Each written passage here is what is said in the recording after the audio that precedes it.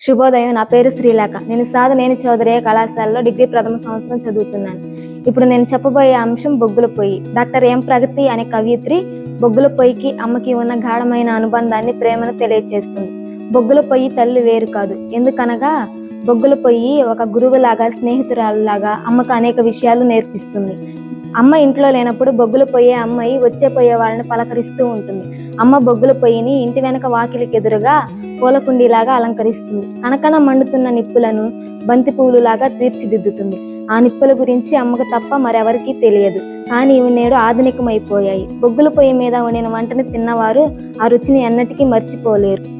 అమ్మ లోకం గుర్తించని విద్యావేత్తగా మిగిలిపోయింది. పైన చెప్పిన విషయాలు బొగ్గుల పొయ్యికి అమ్మకి ఉన్న అనుబంధాన్ని తెలిపాయి. ధన్యవాదాలు.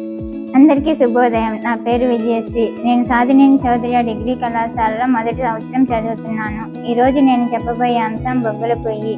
బొగ్గుల పొయ్యి కమ్మనైన వంటకు చిరునామా. అందుకే కవయిత్రి అమ్మ బొగ్గుల పొయ్యితో పోలుస్తుంది.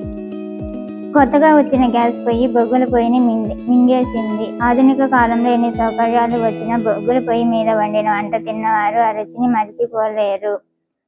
ఆ పొయ్యి ముందు కూర్చొని కవయిత్రి అమ్మ తన జామితీయ భావాలను నేర్పేది. చతురస్రాలు, త్రిభుజాలు, వృత్తాలు, వీటి ఆకారాలతో చేసిన పదార్థాలతో గణితం బోధించేది. తన జడ అల్లుతూ అమ్మ ఎక్కాలు నేర్పేది. ప్రస్తుతం వచ్చిన గ్యాస్ పొయ్యి బొగ్గుల పొయ్యిని మింగేసింది.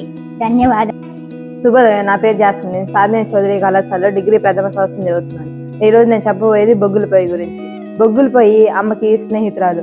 ప్రస్తుతం బొగ్గుల పొయ్యి ఒక జ్ఞాపకంగా మిగిలిపోయింది.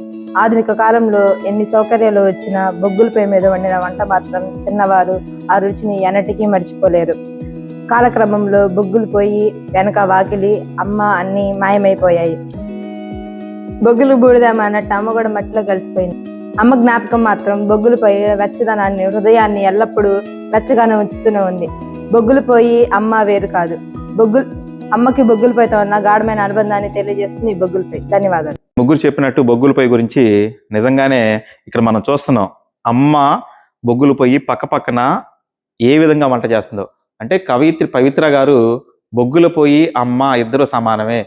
ఏదైతే బొగ్గుల పొయ్యి కమ్మని వెచ్చదనాన్ని ఇస్తుందో, తల్లి కూడా అటువంటి వెచ్చదనాన్ని ప్రతి పిల్లవాడికి ఇచ్చిద్దన్న భావనతోటి పవిత్ర కవయిత్రి గారు చాలా చక్కగా చెప్పడం జరిగింది. Okay, all the best.